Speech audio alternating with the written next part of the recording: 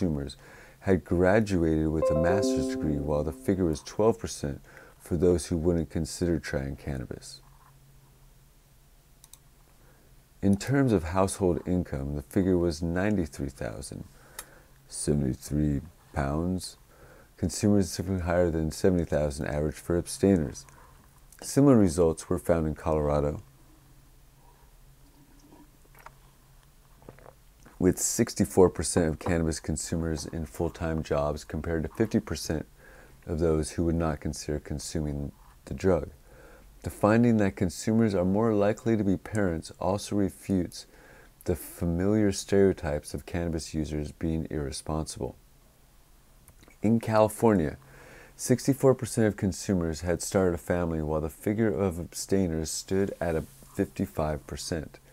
In terms of life satisfaction, nearly 5 in 10 Colorado consumers agree that they are more satisfied with life today than they were a year ago, compared to about 4 in 10 among those who avoid cannabis. Healthier habits and social activity also correlated. In Colorado, 36% of consumers described themselves as very social people, whereas only 28% of marijuana avoiders said the same. Consumers in both Colorado and California also said they enjoyed outdoor recreation at significantly higher rates. Volunteering was also more common for consumers, with 38% in California offering their time to help others. By contrast, 25% of rejectors in the state said they volunteered. Cannabis consumers are far removed from the caricatures historically used to describe them, says Linda Gilbert, head of the Consumer Research Division, in a press release. With public support for cannabis legalization at an all-time high, it seems that common idea of the underachieving idle cannabis consumer could be on its way out.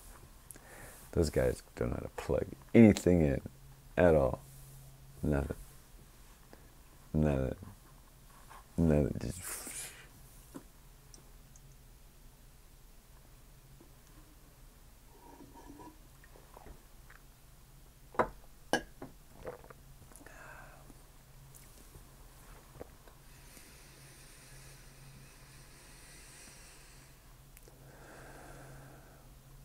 why plastic derived from cannabis could save the planet. Rubbish at garbage dump in icebergs in Ilsat. In Disco Bay, Greenland. Invisible photo.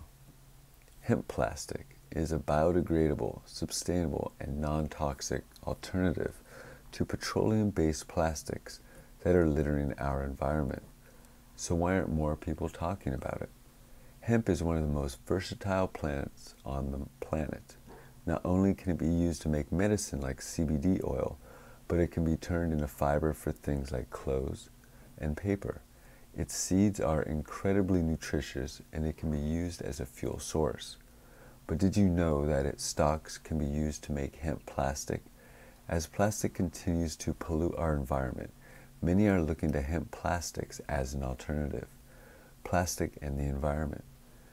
Plastic production began less than 80 years ago, but we've already produced more than 8 billion tons of it since the 1950s. Sadly, only 9% of that plastic has been recycled. About 12% has been incinerated, but the remaining 79% just sits on our planet, either in landfills or as litter, like in our oceans.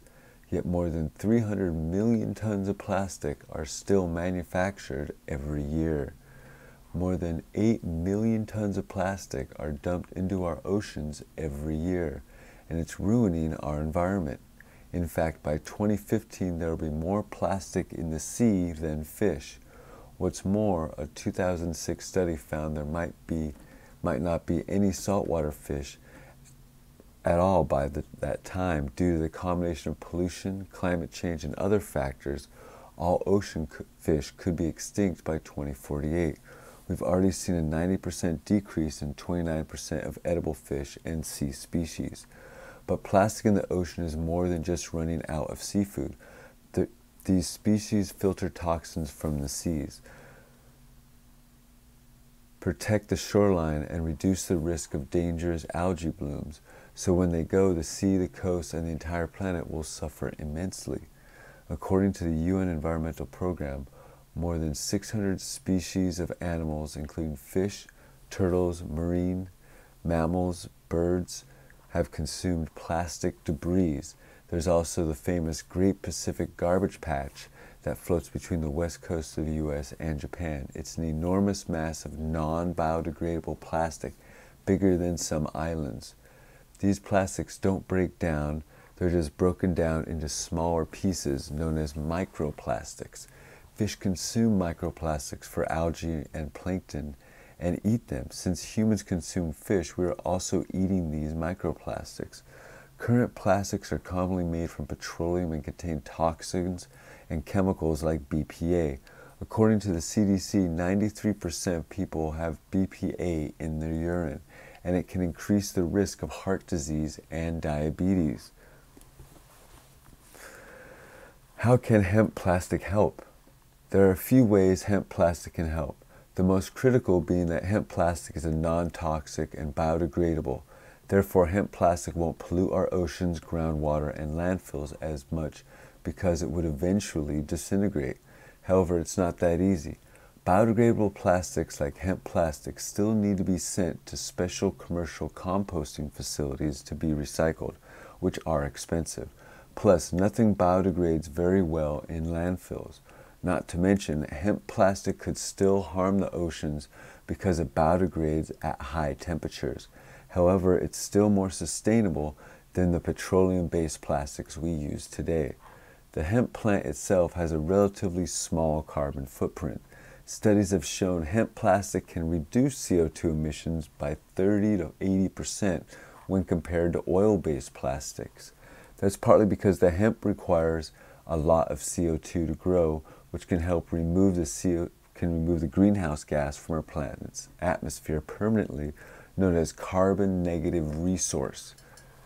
Hemp can be considered more sustainable because it requires less pesticides to grow than many other crops.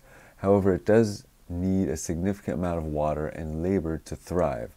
Even though hemp plants can require a lot of fertilizer, they can actually leave the soil cleaner than how they found it. That's because the hemp plant has the power of phytoremediation, which is the ability to decontaminate soil.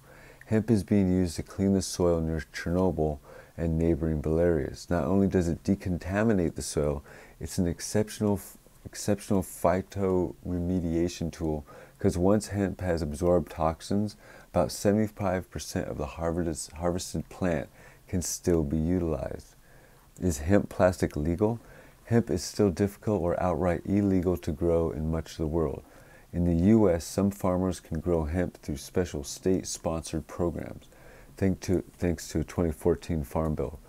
The Farm Bill redefined hemp as having less than 0.3% THC or less, differentiating it from the illegal cannabis sativa plant. How is hemp plastic made? Hemp plastic is made using hemp cellulose. Cellulose is the most common organic polymer on the planet and is used to make different plastics, including celluloid, cellophane, and rayon. Hemp stalks are up to 77% cellulose, making them an ideal source for some perspective, and wood contains about 40%. Flax contains about 90%, and cotton has up to 90% cellulose. But hemp is especially handy because it grows so much faster than most trees and needs less pesticides than flax or cotton. Plus, hemp is both strong and flexible. So hemp plastic is well. Hemp cellulose derived from female plants is particularly durable with tons of impact resistance. Do any products use hemp plastic? Mercedes-Benz uses some but doesn't advertise it. Not really, but it doesn't mean companies aren't trying. There are a few Kickstarter campaigns for startups using hemp plastic. Plus, there are also companies selling hemp plastic 3D printing filaments. So anyone with a 3D printer can make their own hemp plastic items. One of the most famous brands considering hemp plastic is Lego. In 2015, LEGO announced it was investing $150 million into research and development of sustainable materials to make Legos. The plan is to fully implement sustainable bio-based Legos by 2030. Like other plastic, Legos are currently petroleum-based and therefore can release toxins into the environment. Could hemp plastic be the future? We sure hope so, but hemp plastic will not solve all the world's plastic pollution problems.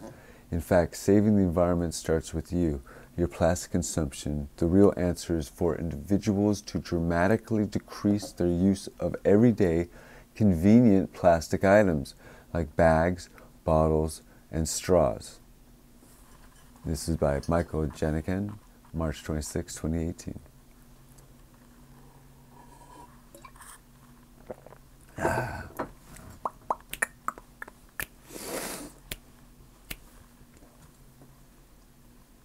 Yes, it's getting serious here, ladies and gentlemen.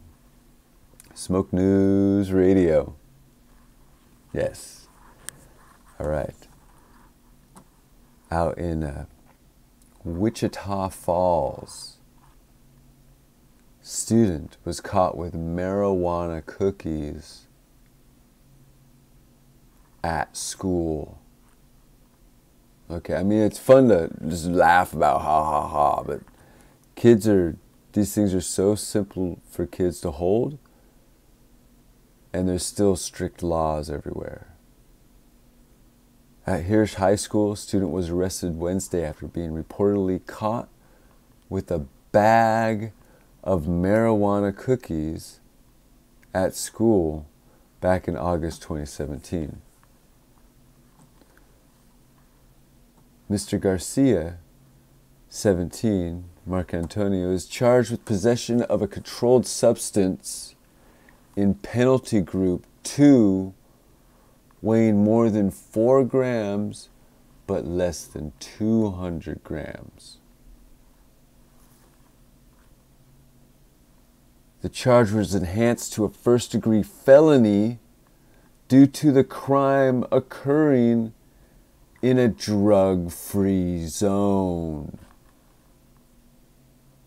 According to an arrest warrant affidavit, on August 25th, 17, Wichita Falls police were sent to Hirsch High School for a student being in possession of possible marijuana cookies. The officer met with a teacher who reportedly received an anonymous tip from a student that said Garcia was selling the cookies at school. The teacher said she saw Garcia holding a clear plastic bag containing what appeared to be golden-colored cookies in it. She said Garcia was talking to 2 girls and each of them had money in their hands. The teacher approached Garcia and told him to go to the office, at which time Garcia attempted to give the bag of cookies to another student. The teacher reportedly told Garcia the bag of cookies was staying with him. After reaching the office, the teacher opened the bag and noticed it smelled strongly of marijuana. School officials then contacted the police. The teacher handed the plastic bag containing 5 cookies that smelled biometric data and sexual orientation. What new rights do people get? The GDPR, people get expanded rights to obtain the data that a company has collected about them for free through a data subject request. People will also have the right to be forgotten, which means company must delete someone's data if they withdraw their consent for it to be held. Companies will only be able to collect data if there's specific business purpose for it, rather than collecting extra information at the point of sign up, just in case. It makes companies become much more thoughtful and rigorous about the data they collect and what they use it for, Carroll said. Companies will have to replace long terms and conditions filled with legalese with simple-to-digest consent requests. It must be as easy to withdraw consent as to give it. Finally, a company has a data breach, it must inform users within 72 hours. What makes this a potential game changer is that the amount of power it places in the hands of the public, says attorney Jason Straight, who is Chief Privacy Officer at legal services company United Lex. What about people outside of Europe? Although it only applies to people located in the EU, the new rules will probably put pressure on companies to offer further protections for the rest of their users. Facebook, for example, has pledged to offer GDPR privacy controls globally. This will be good for everyone, said Chris Lahire, co-founder of the cloud sharing company Ignite, pointed out that global customers will demand the same rights as their European counterparts. Which companies have the most work to do? The big data-hungry technology platforms like Amazon, Google, and Facebook, and advertising technology companies such as Criteo, whose technology powers those ads featuring products you've browsed online that follow you around the internet. What is Facebook doing to comply? Having said it would follow GDPR in spirit, Facebook's actions tell a different story. On Wednesday, Reuters reported that the company would change its terms of service so that its 1.5 billion non-European users would no longer be covered by the privacy law. Until now, all users outside of the USA and Canada have been governed by terms of service agreed with the company's internal headquarters in Ireland. Since any user data processed in Ireland will soon fall under GDPR, Facebook is changing the agreement so users in Africa, Asia, Australia, Latin America are governed by more lenient USC privacy laws. Where it needs to comply with GDPR, Facebook seems to have focused its efforts on getting user consent for its data collection practices, including facial biometric data. Rather than reducing the data it collects, it has developed a sequence of consent requests that explicitly outline how each type of data will be used. However, as TechCrunch highlighted, the company has designed these requests in a way that makes it harder to opt out than opt in. What about startups who don't have the same resources? Complying with GDPR may be a little onerous for companies that don't have the engineering resources of Facebook or Google. According to PwC survey, 68% of U.S. companies expect to spend between $1 and $10 million to comply with GDPR. And there's another way they'll get strung. GDPR consultants charging enormous fees for patchy advice. What are the penalties for companies that don't comply? Companies can be fined up to 4% of annual global revenue, but it will come down to how regulators in individual countries choose to enforce the law. When does it come into effect? The 25th of May, 2018. That's too early for some. There's a panic mode setting in as everyone is getting closer to this deadline, said Lahire. This article was amended on April 18th to clarify that GDPR protections may apply to anyone located within the EU, not just residents. Since you're here, we have a small favor to ask. More people are reading The Guardian than ever. All right, so help The Guardian out. Guardian Magazine rocks. I appreciate there's not being a paywall. Right, yes. Okay, well, there's your paywall. So basically, if you are in the EU, you fall under, so if you travel to the EU, your privacy files have to be transferred with you.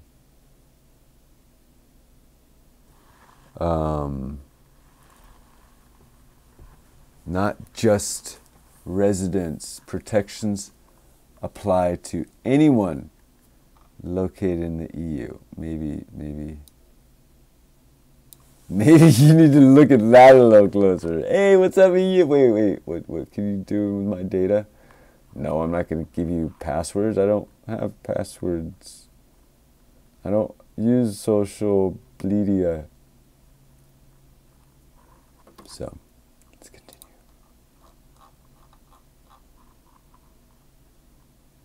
Pentagon UFO project could have secret info that solves Britain's Roswell. Pentagon top secret UFO project investigating UFO reports could have groundbreaking information that solves Britain's Roswell. April 22nd, 18. New evidence released on Rendlesham Forest UFO incident. So says Nick Pope, who investigated the strange phenomena for the Ministry of Defense. The massive Advanced Aerospace Threat Identification Program also explored reports of flying saucers.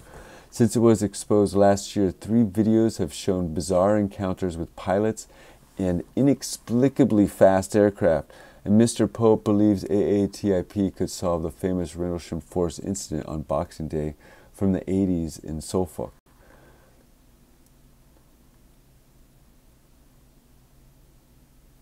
The Rendlesham Forest has been described as the UK Roswell. 2 members of the U.S. Air Force, John Burroughs and Jim Pettigan, and nearby Bentwaters bases went to investigate a suspected civilian plane crash. They stumbled upon an unknown craft displaying strange hieroglyphic symbols which accelerated away at high speed after they touched it. The UFO briefly tracked on radar and reportedly returned 2 days later and fired beams at Air Force crew and a sensitive area of the Woodbridge base. The former MOD expert said when the story about the Pentagon's secret UFO project first broke, there was an intriguing reference to AATIP having a dossier detaining the best UFO cases from around the world. Apart from Roswell, the Rendlesham Forest incident is the best known UFO case in the world, so it's logical it would be in the AATIP's dossier, especially as the Rendlesham witnesses were U.S. military personnel. Security Officer Larry Warren discusses Rendlesham's UFO. Bishop Pope said that all the Freedom Information requests for details of AATP work have rejected on national security grounds. Special relationship between the U.S. and UK remains strong, but there's been very little intelligence sharing about UFOs. Mr. Pope claimed that an MOD assessment talked about what kind of novel military applications could come from UFOs. Governments and even allies are in competition with each other over this, and they don't want to give their game away. He believes that the X-Files type investigations of the Pentagon project could have answers about mystery radiations associated with flying saucers. UFOs in pictures, seen as believing. He said in later MOD intelligence assessment of the UFO phenomenon, more generally, my colleagues looked again at Rendlesham, and their final report contained the bombshell sentence, the well-reported Rendlesham Forest Bentwaters event is an example where it might be postulated that several observers were probably exposed to UAP unidentified aerial phenomenon radiation for longer than normal UAP sightings period. It'd be intrigued to know what information AATIP has about this and what they concluded. In parallel with analyzing videos of military jets chasing UFOs like the 3 that have already been released, AATIP seems to have looked at the psychological effects of UFOs on people who've had extremely close encounters, as was the case from Rendlesham. The radiation could have come from an exotic energy source or a propulsion system, some have suggested. What is that mysterious UFO leaves U.S. pilots baffled? An ex-military intelligence officer, Luis Lasagno, who ran AATIP, recently made an astonishing claim about the technology behind the UFOs. He revealed scientists conclude the craft can effectively create their own time-space bubble, which allows them to fly at such incredible speeds. While the U.S. government said AATIP was closed in 2012, Alonso claimed he worked a highly sensitive project until October, last year. There we go. So cool. There's, random sites talking about UFOs. Now, what's the ABC News talking about UFOs? How UFO sightings have captured human imagination for centuries. By Morgan Windsor, ABC News. March 31st, 2018, 6:08 a.m. Eastern Time. For centuries, mankind has reported seeing UFOs in various parts of the world. The alleged sightings have captivated the public imagination, raised questions about life beyond our planet. Early cave drawings, ancient texts, and centuries-old paintings appear to depict or describe human contact with extraterrestrial beings and UFOs or unidentified flying objects. For instance, the 1710 painting of Dutch artist Arie de Gruyter appears to show a UFO illuminating the baptism of Jesus Christ. In modern times, reported sightings of UFOs have captured headlines and newscasts worldwide.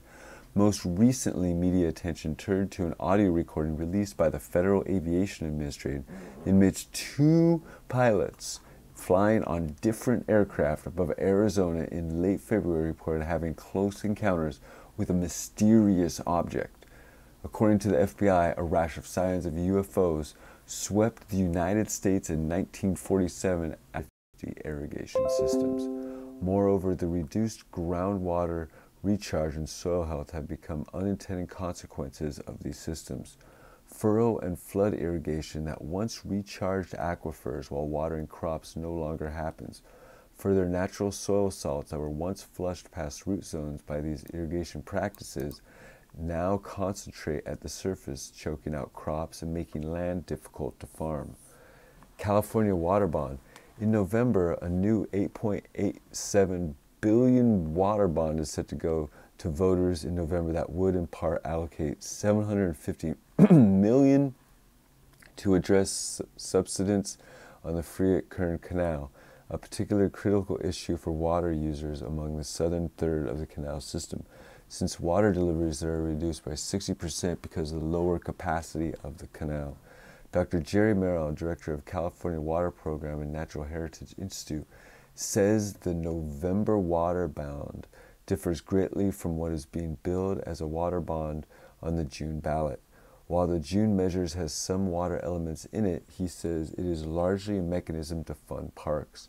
There's never been a water bond like this, he says of the November measure. About half of the bond will fund issues important to the Central Valley. Included are funds for SGMA compliance, the money for drinking water to disadvantaged communities, water recycling and desalination of inland water sources will also be addressed. We can win this campaign, Merrill says. Numerous water agencies and agricultural groups have already come out in support of the bond. Regulatory reactions. Phillips invited regulatory representatives to address water issues, Carla Nemeth, director of the California Department of Water Resources, David Murillo, regional director of the Bureau of Reclamation's Mid-Pacific region, and Austin Ewell, deputy assistant secretary for water and science in the Department of Interior, explained issues and likely changes that could bode well for Californians. One is the long-awaited raising of Shasta Dam. Murillo and Ewell said efforts are underway to begin construction to boost the capacity of Shasta Dam by raising the dam 18 feet. Studies indicate that another 634,000 acre-feet of capacity could be added to the reservoir, which currently holds 4.55 million acre-feet. Ewell is more optimistic than Murillo on Shasta Dam project, saying flatly that the goal is to begin moving dirt by the end of 2019. Raising Shasta Dam is probably the highest priority right now because it's the easiest one to get shovels in the ground. Murillo says USBR is looking at various other storage projects. He notes including site reservoirs in Northern California and Temperance Flat. Both projects are seeking money from the last state water bond to begin construction, but so far the state has not awarded any money for them.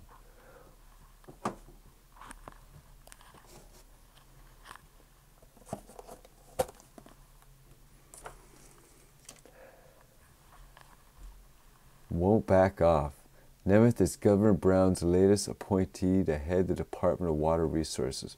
While there's less than a year left in the current state administration, she says the governor is not going to back off from any of his priorities. Those include California water fix. About 2 weeks after the Fayette meeting where she spoke, Metropolitan Water District of Southern California directors agreed to fund most of the controversial Twin Tunnel project, voting by a 2-to-1 margin to provide nearly $11 billion towards construction of the project that would build tunnels to bypass the delta with water from the Sacramento River. Some of the water could be sold to farmers to help MWD, which supplies drinking water to half of the state's population, recover some of its costs. I applaud MWD's leadership to step up and keep this important project moving forward, Phillips said in a prepared statement. Because the Delta is so complex, there are still many issues that need to be resolved, including those related to how federal contractors in the valley might participate. This action should help facilitate resolving many of those issues, while not hindering forward progress on implementation. Title transfer. Phillips says a measure from the Trump administration seems positive as officials continue to ask how the federal government can get out of the way of project ideas sought by local officials. I will tell you, with this administration, the message they give you on every issue you bring up is that they honestly want to know how we can solve these problems. Perhaps one of the more innovative approaches in the mix is the title transfer of federal water projects to local agencies. In the case of Fremont Water Authority, FWA, this could mean transferring title to the 150-mile-plus canal owned by the Bureau of Reclamation to the FWA. Fremont currently manages the canal system for reclamation, which includes funding, maintenance, and operations of the system. According to Ewell, the Trump administration is interested in the idea and has directed Interior and Reclamation to discuss the practicalities of how this might take place.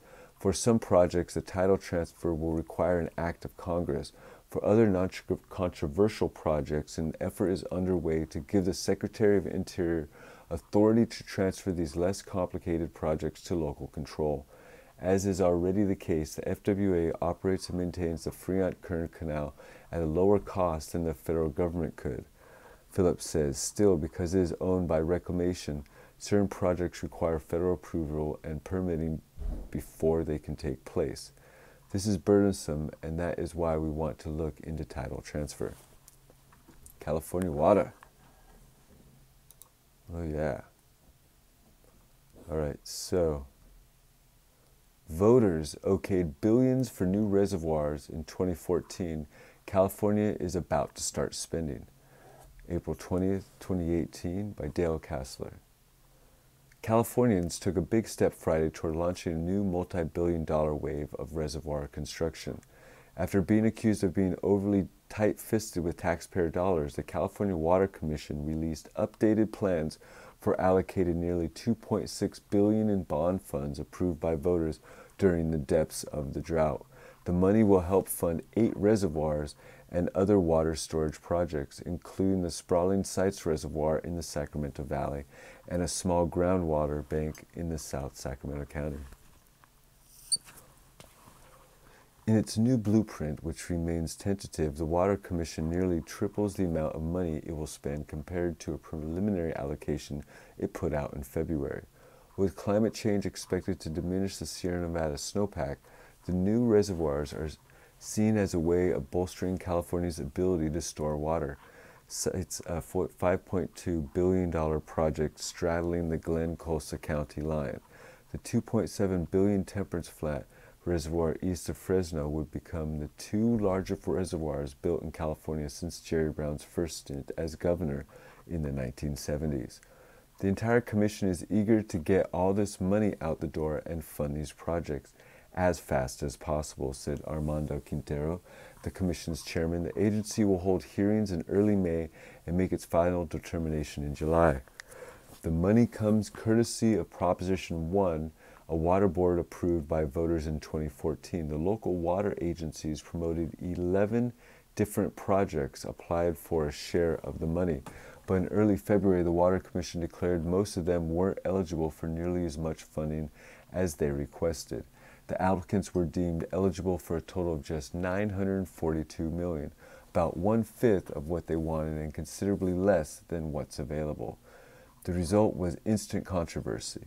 The lawmakers and others said the commission was thwarting the will of the voters. One legislator appeared at a commission meeting dragging a child's red wagon full of petitions demanding the money be spent in full. The protests peaked amid concerns that another drought was coming, although late spring storms have eased some of those fears. On February, the Commission said 8 projects now are considered eligible for almost $2.6 billion in total. That roughly matches the amount of available dollars. Voters authorized $2.7 billion in spending, but the pot shrinks to just under $2.6 billion because of bond finance costs and other expenses. What changed since February? The Commission says that applicants have done a better job of making their case for the funds. Although the bond was touted in large part as a drought relief measure, the rules governing Prop 1 says the state's dollars can't be used for water storage. The funds can only go towards the implement of a project that would provide public benefits such as flood control, recreation, and especially improvements to the environment. In the initial analysis, the Water Commission said most of the applicants didn't adequately spell out their public benefits and what they're worth financially. That left the project proponents struggling for a response. For instance, proponents for Sites reservoirs, which would feed off Sacramento's river, hold twice as much water as Folsom Lake. Much argued that it would create a much-needed pool of cold water to support the region's dwindling Chinook salmon population, but the water agencies promoting the sites have struggled to prove the monetary worth of the additional fish. Tell me what the dollar value is of a returning salmon with any accuracy, Jim Watson of the Sites Project Authority said in February.